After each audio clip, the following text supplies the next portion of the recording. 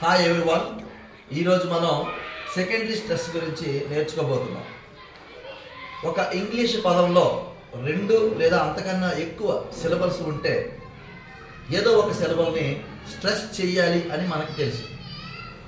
ఆ స్ట్రెస్ని vertical bar above and in front of the stress syllable ముందు మనం చూపిస్తాం. అయితే ప్రైమరీ స్ట్రెస్ తర్వాత సెకండరీ స్ట్రెస్ ఒకటి ఉంటుంది. ప్రైమరీ స్ట్రెస్ కన్నా సెకండరీ స్ట్రెస్ కొంచెం తక్కువగా స్ట్రెస్ చేసి పలకాలి.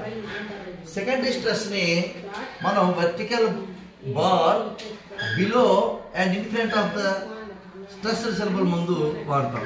ఫర్ ఎగ్జాంపుల్ ఇవ్వండి. సో ఇక్కడ నేషన్, ఇమాజినేషన్, ఎగ్జామినేషన్, identification,